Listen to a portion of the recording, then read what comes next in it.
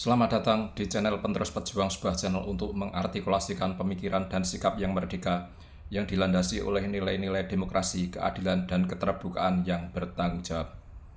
Teman-teman, seperti yang sudah diperkirakan bahwa dengan penetapan status tersangka kepada para gerombolan penuduh ijazah palsu, pasti akan diikuti oleh sebuah serangan balik. Ini sudah terjadi, baik yang dilakukan oleh gerombolan itu sendiri maupun orang-orang yang notabene adalah para pendukung mereka, maupun orang-orang yang juga memiliki kecondongan untuk mendukung mereka secara tersamar. Ini saya dapati antara lain dengan banyaknya pendapat orang-orang tersebut, seperti contohnya Jimli Asidik, Mahfud MD, dan yang terakhir Susno Duaji. Mau tidak mau saya bisa berpendapat bahwa mereka secara diam-diam menyokong trio teroris itu dengan statement mereka yang terakhir, terutama Susno Duaji. Untuk Susno Duaji saya sebetulnya juga tidak heran. Mungkin dia sedang melepaskan rasa empatinya pada gerombolan penuduh ijazah palsu, khususnya pada trio teroris. Karena dia sendiri juga ex-narapidana, kasus kasus korupsi dan penyuapan, kasus korupsi dana pengamanan pilkada di Jabar dan penyuapan kalau tidak salah dari PT Salmah Arwana atau apa di Sumatera sana. Sebelumnya sosok Susno Duaji ini juga sudah kontroversial bagi kami, khususnya bagi kami yang sebagai masyarakat civil society yang anti korupsi, pencinta KPK yang era terdahulu. Bagaimana tidak waktu itu sekitar tahun 2009, Susno Duaji itu sebagai Kabareskrim, Kepala Badan Reserse dan Kriminal di Mabes Polri, pangkatnya Komjen atau Jenderal Bintang 3. Saat itu dia benar-benar membuat Republik ini gaduh dengan terjadinya konflik antara Polri dengan KPK, yaitu yang terkenal dengan cicak versus buaya, di mana Susno Duaji sendiri yang mencetuskan nama itu, yaitu cicak versus buaya. Kejadiannya bermula ketika KPK menyelidiki sejumlah kasus korupsi. Ada Bank Senturi, terus ada yang menyangkut Anggoro Wijaya dulu, PT Radiocom atau apa. Dan dari penyelidikan KPK, mereka kemudian mengarah ke sejumlah petinggi Polri, salah satunya yaitu Susno Duaji, di mana saat itu dia disadap dan memang KPK memiliki bukti percakapan antara Susno Duaji dengan Anggoro Wijaya kalau nggak salah, punya percakapan, bukti dan dugaan suap. Mengetahui bahwa dirinya dibidik oleh KPK dan disadap oleh KPK, Susno Duaji kemudian marah besar. Di depan media dia mengatakan bahwa seolah-olah KPK jangan main-main, mereka hanya cicak sedangkan kami buaya, kira-kira begitulah. Maka kemudian tidak selang lama dua komisioner KPK, dua pimpinan KPK dijadikan tersangka dengan tuduhan penyalahgunaan wewenang. Nampaknya saat itu Susno mendahului KPK. Daripada dia kedahuluan dijadikan tersangka oleh KPK, dia mendahului. Maka gemparlah seluruh Republik ini dengan kriminalisasi yang menimpa dua pimpinan KPK itu, Bibit Samatrianto dan Chandra M. Hamzah. Mereka dijadikan tersangka, bahkan ditahan. Civil society bergerak dari mahasiswa, kalangan pegiat anti korupsi, akademisi, tokoh-tokoh nasional, semua bergerak dengan satu seruan save KPK melawan buaya. Dalam hal ini Susno menganalogikan dirinya dan jajarannya sebagai buaya. Save KPK melawan buaya. Masalah menjadi besar. Kemudian Presiden SBY waktu itu turun tangan membentuk tim 8 yang kemudian akhirnya Chandra M. Hamzah dan Bibit Samatrianto sebagai pimpinan KPK dibebaskan. Ujung-ujungnya si Susno sendiri yang kemudian ditahan oleh institusinya, yaitu kepolisian, dengan dugaan korupsi waktu itu, korupsi dan suap, korupsi dana pengamanan Pilkada Jawa Barat dan suap dari PT Salmah Arwana atau apa kalau nggak salah. Dia kemudian dijebloskan dalam penjara dan divonis beberapa tahun. Kemudian setelah keluar dari penjara, dia kayaknya terus menjadi petani sampai sekarang atau apalah seperti itu.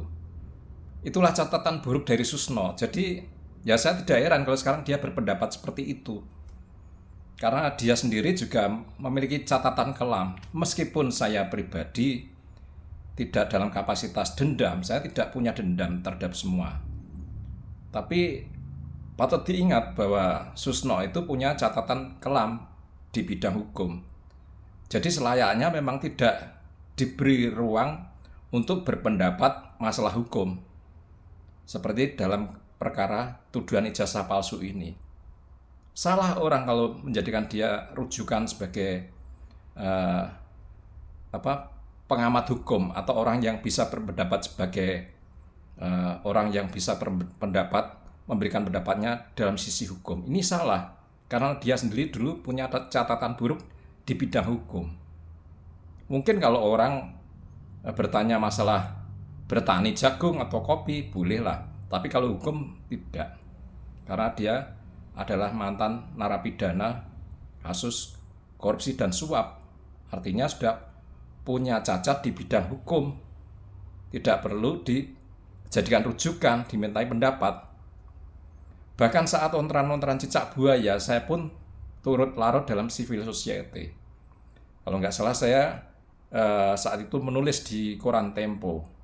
Saya benar-benar mendukung penuh para aktivis anti korupsi, khususnya para komisioner KPK yang dijadikan sebagai tersangka oleh Susno dan kawan-kawannya.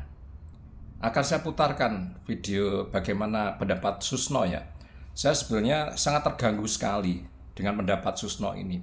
Bagaimana institusi UGM sebagai alma mater saya seperti tidak ada harganya disandingkan oleh Susno dengan Roy Rismond dan Tifa. Ini cacat berpikir Susno, cacat logika. Akan saya putarkan ya. UGM sudah menyatakan sah, ya sudah, dia yang mengeluarkan.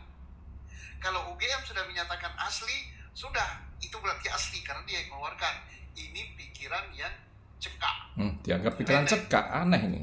Orang ini aneh. Itu kan ada dua pihak yang berbeda pendapat. Pak Rismond, Pak Roy Suryo, Dr. Tipa dan lain-lain mengatakan palsu itu.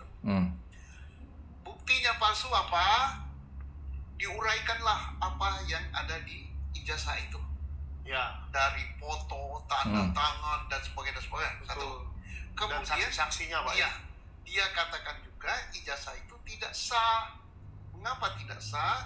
Karena untuk memperoleh ijazah itu, Pak Jokowi itu tidak kuliah di situ. Kalaupun kuliah tidak sampai tamat. Buktinya ini tentang skripsinya nggak benar, tentang dosen pembimbingnya nggak benar, tentang KKM-nya tidak benar.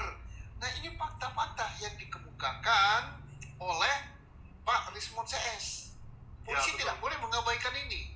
Nah ada yang berpendapat, loh UGM sudah menyatakan asli, loh UGM yang dipersoalkan kok, jeruk makan jeruk. Tidak menghargai UGM. Nanyanya bukan kepada Pak UGM, bukan kepada Pak Jokowi. Kalau nanyanya kepada Jokowi dan kepada UGM, jawabannya pasti asli. Asli. Tendensi ini, tendensi. Sebenarnya perkara ini gampang. Gampang sekali kalau kita mau berpikir normal dan tidak berbelit-belit dan tidak ada kepentingan lain. Apa? Saya katakan gampang karena orang mempersoalkan barang buktinya. Pokok masalahnya itu adalah ijazahnya yang dikatakan asli atau palsu. Dan tidak cukup itu sah apa tidak. Oke Pak. Bisa saja ijazah ini asli dikeluarkan UGM. Ya. Tetapi ijazah itu tidak sah. Wah, gimana tuh caranya? Lah, misalnya UGM mengeluarkan ijazah itu kepada namanya A. Tetapi A ini tidak pernah kuliah di situ. Atau A ini tidak memenuhi syarat kelulusan. skripsi atau lain. Tidak memenuhi syarat-syarat lain, KKN skripsi dan lain-lain. Betul ijazahnya ada, tapi syarat-syarat ini tidak ada. Nah, siapa yang bisa membatalkan itu? Yang bisa membatalkan itu adalah pejabat pengadilan, hakim pengadilan tata usaha. Berarti bukan kepolisian seperti yang dilakukan kemarin. Jadi ini perlu saya tegaskan gitu, karena apa? Saya ini kalau sesat ngomongnya begitu dianggap wah ini sudah memihak. Iya, sudah memihak. Anda sudah memihak. Kan apa? Saya kenal aja baru sama Pak Roy Suryo. Dia itu menteri, orang hebat. Saya orang hebat, petani. Roy Suryo. Apalagi Pak Rismon. Pak Rismon itu doktor. Dokter katanya. Dan dia juga alumni UGM dan dia dokter dari Jepang. Dokter dari Jepang katanya. Atau mungkin begini, Pak. Statement Susno ini sangat kacau ya. Dia mengatakan meskipun UGM mengatakan itu asli atau sah, tetap saja bagi dia belum bisa dianggap asli atau sah. Karena apa? Karena Rismon Roy Tiva menganggapnya itu palsu dan tidak sah. Artinya apa? Susno itu menganggap sejajar institusi UGM yang mengeluarkan ijazah Jokowi, yang mendidik Jokowi dari masuk, mengikuti perkuliahan, KKN wisuda sampai lulus dapat ijazah, disamakan dengan orang antah berantah yang bernama Roy Rismon Tiva. Dianggap sejajar. Karena apa? Meskipun UGM menganggap sah, baik ijazahnya maupun proses perkuliahannya, tapi ini ada 3 cecunguk ini yang menganggap tidak sah, ya belum tentu sah. Ini kan aneh. Kok bisa dianggap sejajar? Tadi dia mencontohkan, misalnya si Rismon Roy Tiva menganggap foto segala macam di ijazah itu tidak sah, seperti yang sudah sering mereka katakan tidak ada foto di ijazah UGM pakai kacamata. Buktinya ada ratusan ribuan foto ijazah di UGM pakai kacamata. Apakah harus disejajarkan antara UGM, notabene institusi resmi yang menyatakan sah, dengan 3 orang tidak normal ini, tidak normal dalam hal pemikiran ya, seperti itu kan nggak bisa. Misalkan lagi masalah skripsi, di skripsi Jokowi tidak ada tanda tangan dosen, tesis Refli pun tidak ada tanda tangan dosen, tapi nggak pernah dipermasalahkan oleh 3 orang itu. Kalau tidak ada tanda tangan, bagi UGM itu sah ya sah. Wong mereka yang memiliki otoritas. Skripsi tidak menentukan kelulusan, tidak menentukan seseorang dapat ijazah atau tidak. Yang menentukan kelulusan itu ujian skripsi. Itu buku skripsi itu hanya sebagai istilahnya sebagai memori saja, tidak ada nilai pentingnya. Menurut saya banyak juga yang mengatakan seperti itu, hanya untuk kenang-kenangan lah, hanya untuk pengingat, hanya untuk bukti. Saya contohkan Profesor Bagas yang pernah diundang si Rismon. Dia waktu itu sedang menjalani KKN, tapi dia juga KKN-nya belum selesai, dia kembali ke kampus ujian skripsi, kemudian ikut yudisium.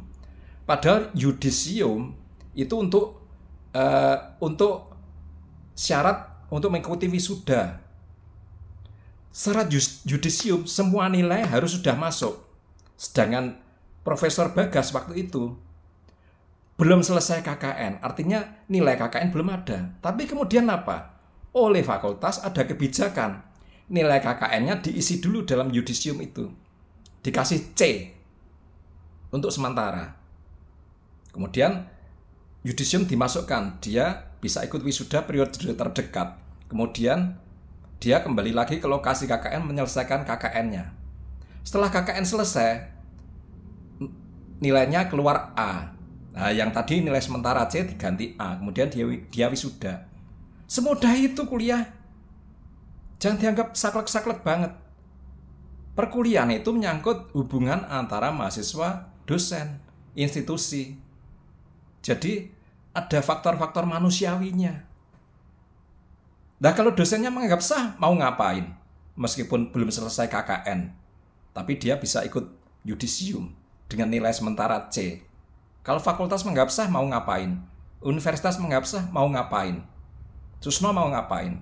Roy Rismond mau ngapain? Itu loh. Sampai seperti itu mudahnya perkuliahan. Jangan dianggap tidak ada hubungan sosial antara mahasiswa dengan dosen, antara mahasiswa dengan institusi UGM, fakultas. Jangan dikira seperti itu. Nggak ada. Memang ada dosen tertentu yang saklek, ada jurusan prodi saklek ada, tapi tidak semuanya seperti itu. Kesaksian teman juga ada, bahkan menyelesaikan skripsi setelah wisuda karena dosennya kasihan agar dia tidak membayar SPP lagi. Skripsi yang tinggal sedikit sudah dikasih nilai, tapi nanti diselesaikan setelah wisuda. Itu ada seperti itu. Bahkan ada mahasiswa yang diajak meroyek dosennya sekian lama, tahu-tahu dia pulang ke kampus, teman-temannya sudah banyak yang lulus, dia belum membuat skripsi. Oleh dosennya, udah kamu bikin laporan kemarin di proyek itu sebagai pengganti skripsi. Itu juga ada seperti itu. Sah. Kalau dosen fakultas, universitas menyatakan itu sah, ya sah. Tidak perlu Tidak perlu otoritas orang-orang di luar itu. Seperti Roy Rismond Tiva, seperti yang dikatakan Susno, seolah-olah sejajar. Kalau UGM menyatakan asli, menyatakan sah, selama Rismond, Roy, Tiva menyatakan palsu dan tidak sah, ya harus diuji lagi. Nggak bisa seperti itu. Nggak bisa. Mereka nggak punya otoritas apa-apa. Mereka siapa? Orang antah berantah juga. Terus mau diapakan institusi sebesar UGM? Kalau legitimasinya disamakan dengan orang yang memiliki tendensi tertentu. Itu loh, Susno nggak paham masalah ini. Nah, akan kacau. Nanti semua orang yang memiliki tendensi pada orang-orang tertentu, dia bisa memprotes. Ya mungkin tidak di UGM saja, mungkin di UI, dimanapun. Dulu dia praktikumnya kurang 1, jadi tidak sah. Kelulusannya tidak sah. Terus harus diuji ke PT-UN. Ya kacau negara ini. Kalau fakultas universitasnya menyatakan sudah sah, tapi bisa dianulir oleh pendapat orang. Saya waktu ujian skripsi malah tidak diuji. Malah dosen pengujinya banyak ngobrol. Bertanya tentang proyeksi saya setelah lulus, ngobrol macam-macam. Ketika saya tanya, ini kok nggak ada tanya jawab tentang skripsi? Mereka bilang bahwa berbulan-bulan proses membuat skripsi itu sudah tanya jawab. Ya memang seperti itu. Saya membuat skripsi lama, 1 tahun. Dan selama itu selalu menghadap mereka semua. Dan saat menghadap itu ya sudah tanya jawab. Sudah ditanyain ini itu, sudah disuruh membaca literatur ini itu. Prosesnya itu. Ketika ujian skripsi justru malah diajak ngobrol. Itu sah. Bukan ada orang antah berantah yang bisa menilai sah tidaknya. Itu loh, Susno harus paham. Coba saya putarkan video Susno lagi ya. Secara resmi, Ya, itu diberikan KPU secara resmi dan bahkan detail-detail dokumen lainnya pun disertakan. Apa itu kan pasti didapatkan Pak Bonatua di akhir 2025 ini, dan tidak mungkin kadaluarsanya dalam hitungan hari dong Pak. iya. Berarti apakah itu saja yang dimasukkan ke TUN supaya kita mengetahui ujungnya apakah ijazah ini asli atau palsu? Iya, itu bisa karena baru diketahui 2025 dibawa ke TUN, dan kita mohon TUN jangan menolak, jangan pakai alasan NO lagi ya. Membela teroris terus nih Susno. Susno. Sudah banyak alat bukti yang menyatakan itu asli, udah banyak. Ya. Udah dipegang oleh Pak Jokowi, oleh UGM. Ya. Alat bukti yang menyatakan itu palsu sudah banyak. sudah dipegang oleh Pak Roy Suryo, Mana Pak bukti? Rismon, Dr. Tipa. Ya. Nah, alat bukti yang menyatakan itu sah juga sudah banyak dipegang oleh UGM, dan ini alat bukti yang menyatakan itu tidak sah juga sudah banyak. Tidak ada Misalnya alat tidak bukti sah dari teroris karena itu nggak ada. Tidak ada, skripsinya tidak benar. Nah, ini lah. Kemudian tidak mengikuti kuliah. Ini dan keliru ya. lain-lain. Dan KKN. Nah, jadi kalau ada dua yang bertentangan ini, tidak bisa Polri yang memutus. Yang memutus ya kemudian UGM. Mohon juga penyidik itu berdiri di tengah-tengah. Artinya berdiri di tengah-tengah, UGM dan Pak Jokowi mengumpulkan barang bukti banyak sekali gitu kan. Alat buktinya. Pak Rismon, Pak Dr. Suryo, Pak Dr. Aibu, Dr. Tipa mengumpulkan alat bukti banyak. Ini harus dinilai sama. Oke. Nggak Jangan bisa. sampai penyidik berupaya untuk mementahkan yang ini, tapi untuk melengkapi alat bukti yang ini tidak hadir. Tidak boleh kita menilai sesuatu penelitian. Ya. Ini keliru lagi. Penelitian itu adalah Sesat. karya ilmiah. Semua Dia menganggap teroris itu peneliti peneliti, dan mengatakan ilmiah. sedang melakukan Bukan penelitian. tugas daripada penyidik mengadili bahwa penelitian ini salah, penelitian ini benar. Ada yang berpendapat, wah ini kan yang diadili sekarang bukan soal pencemaran nama baiknya, tapi soal penelitiannya. Betapa nggak bisa lagi. Iya ya. Yaitu menyebarkan hasil penelitiannya. Sejak kapan penyidik berwenang menilai Hasil penelitian. hasil karya, metode penelitian dan sebagainya? Ini kacau nih, Susno ini. Jadi berkali-kali dia menyandingkan sejajar UGM dengan teroris itu. Ini kan aneh. Pihak yang paling berwenang mengatakan sah tidaknya skripsi seseorang, KKN, perkuliahan, ya UGM, bukan teroris. Ngapain teroris harus memiliki kedudukan yang sejajar untuk menyatakan sah tidaknya skripsi Jokowi, menyatakan sah tidaknya perkuliahan Jokowi? Ngapain? Apa mereka dosen? Enggak kan? Mereka bukan siapa-siapa. Itu loh. Aneh ini pemikiran Susno ini. Benar-benar aneh. Terus dia mengatakan seolah-olah teroris itu punya bukti-bukti tentang ini palsu, bukti-bukti tentang tidak sahnya. Mana buktinya? Mereka hanya pakai asumsi. Seperti yang saya contohkan. Mereka di mana-mana ngomong bahwa foto ijazah yang pakai kacamata itu tidak sah. Foto ijazah yang berkacamata itu hanya Jokowi. Di UGM nggak ada. Di PTN lagi lainnya nggak ada. Itu penyesatan. Di UGM ratusan, mungkin ribuan foto pakai ijazah. Foto pakai kacamata di ijazahnya. Terus mereka mengatakan skripsi Jokowi tidak sah karena tidak ada tanda tangan dosen. Banyak di UGM skripsi tidak ada tanda tangannya. Wong yang penting tuh ujian skripsinya, bukan buku skripsinya. Kakak saya tuh ada beberapa yang jadi dosen, nggak pernah minta skripsi mahasiswa, menuhin ruang kata mereka. Artinya apa? Buku skripsi nggak penting, yang penting mahasiswa sudah ujian skripsi sudah. Itu loh. Susno nggak paham. Mungkin dia memang nggak tahu ya pernah kuliah atau nggak tahu. Nggak paham Susno. Sehingga harus menyamakan institusi yang berwenang, UGM, disamakan kedudukannya dengan teroris ini yang bukan siapa-siapa. Ya rusak dunia persilatan, rusak dunia pendidikan kita.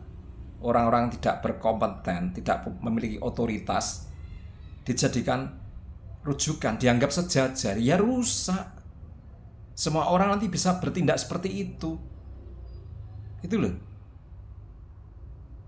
Terus memuji-muji seolah mereka ada peneliti. Peneliti apa? Di awal kayak Rismon itu sudah menuduh Jokowi tidak pernah menjadi mahasiswa UGM. Sudah menuduh skripsi Jokowi itu hasil nyuri dari mahasiswa Intan dan Instiper. Tifa dulu juga menuduh foto-foto wisuda Jokowi itu fotonya almarhum Hari Mulyono. Dia pernah menulis atau mengatakan ya bahwa Jokowi itu tidak memiliki kemampuan untuk kuliah di UGM. Dia bukan mahasiswa UGM. Pernah itu. Apa seperti itu penelitian? Omong kosong kayak gitu penelitian. Mereka memang pintar mengelabui hukum. Ketika sudah dilaporkan, beberapa bulan setelahnya mereka bikin cara untuk berkelit, yaitu semua omongan sampah mereka dibukukan. Terus dia keluar-keluar, ini hasil penelitian, itu yang terjadi. Mungkin cukup sekian saja ya video saya kali ini. Saya jadi malah teringat Susno di era 2009, cicak versus buaya. Terus terang saat itu saya menjadi bagian dari cicak. Di akhir video akan saya sertakan beberapa clippingan saat Susno menjadi buaya. Dan ada tulisan saya di koran Tempo yang mendukung para cicak untuk melawan para buaya, yaitu Susno dan kawan-kawan. Demikian video saya kali ini, cukup sekian. Mohon maaf bila ada kata-kata yang salah. Tetap semangat dan salam merdeka.